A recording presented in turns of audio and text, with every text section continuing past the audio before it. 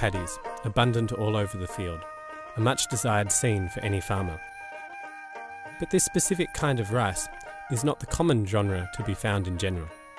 This is a flood-tolerant paddy strong enough to face climate change. The floods affect all 7 upzillas of the Gambando district. Ketapara village is particularly affected by flash flooding from the Goyapaya Garat River every year, with farmers often losing most of the amen crops. Most of the lands of the Goyapala are affected 3 or 4 times by the flash floods, with most of the lands underwater for 15 to 20 days, causing the decay of all cultivated paddy plants. To solve this problem, the farmers of this village have been working with Udayaka and the Rice Research Institute to cultivate flood-tolerant paddy during the Aman season.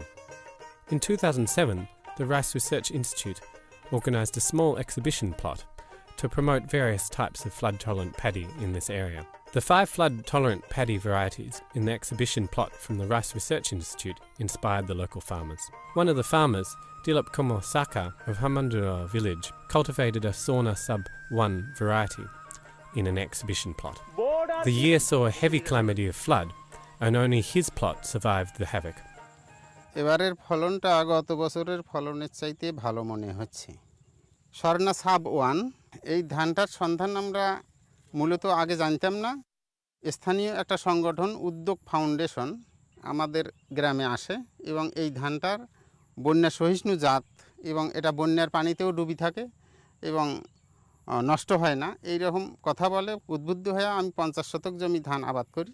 কালক্রমে সে বছরেই বন্যাটা প্রবল হয় এবং আমার এই ধানটা লাগানোর 2 দিন পরেই ডুবি যায়। ডুবি যাওয়ার 17 দিন পর্যন্ত পানির নিচেই থাকে।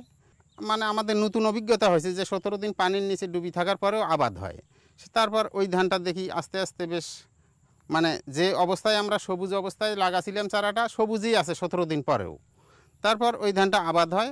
আবাদ হওয়ার পর যখন এই ধানটা পাকে তখন আমরা এটা কাটার জন্য কৃষি অফিস সহযোগিতায় কৃষি অফিসের লোকজন সহ উপজেলা নির্বাহী অফিসারও ছিল সেভাবে আমরা একটা মাঠ দিবস করি। আমার দেখা দেখি কয়েকজন কৃষক পরবর্তী বছর এই ধানটা আবাদ করতে উদ্বুদ্ধ হয়। 2011-তে এটা ব্যাপকভাবে আমরা সবাই এই ধানটা আবাদ করি। 50 শতক জমি করি প্রথম 18 মণ ধান হয়। এবার আমি লাগাছি 4.5 বিঘে। আমরা যেটা দেখতেছি সেটা এবারের ফলনটা অনেক বেশি গতবারের তুলনায়। It was a replicable miracle for the people of the flood-prone Ketapara and Goyapatha areas. এর আগে যে অন্য ধানের যখন চাষাবাদ করছি বন্যা আসি আর খাওয়া যায় বন্যা আসি আর খাওয়া যায়। তো 2009 সালে এসে দিলীপ বাবুর নামে এখানে এক লোক আছে উনি এই যে সন্না ছাপন নামে ধান একটা লাগাইলো। ধান লাগানোর পরেই বড় বন্যা আসি গেল। আসার পরে সেখানে 3 থেকে 4 ফুট পানি ধানের উপরে। আবার এই 17 দিন পরে সেই ধান আবার ফির বন্যা ভাটি যাওয়ার পরে সেই ধান থেকে আবার গোছা বাড়াইলো বাড়ায় আবার সেখান থেকে ধান হলো। তা আমরা পাশাপাশি এটা দেখার পরে এই ধানের আমরা এই পরে আমরা উদ্যোগ নিয়ে আমরা এখন এই ধানের চাষাবাদ করতেছি। মোটামুটি খুব ভালো ফলন আমরা গতবারও পেয়েছি এবং আশা করি এবারও আমরা ভালো ফলন পাবো।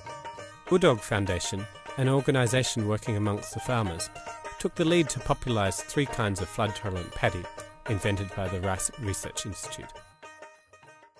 গভর্নমেন্ট এবং তারা ধান গবেষণা ইনস্টিটিউট বিড়ি চিন্তা করেছে যে এই এলাকার জন্য কি একটা নতুন জাত দেওয়া যায় যেটা কৃষকের উপকার আসে এবং বন্যা সহিষ্ণুত জাত এবং যাতে কৃষক এই বন্যায় ক্ষতি পুষিয়ে নিতে পারে এই ধরনের জাত এখানে এবার গত 2009 সাল থেকে দিচ্ছে।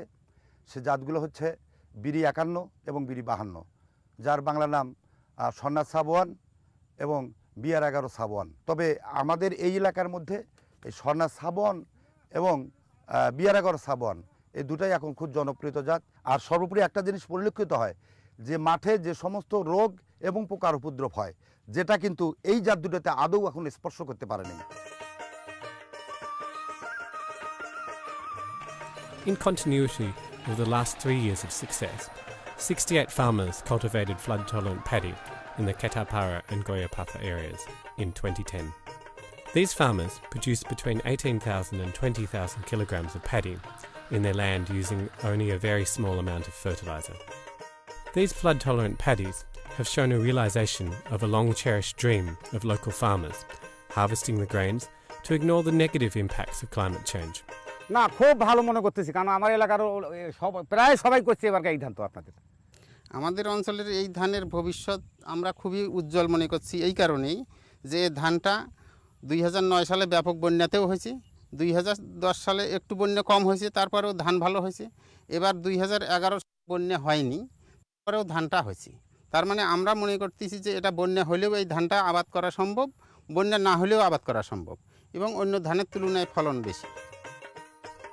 Concern Universal is proud to select this effort as one of the best innovations to live against the changing climate.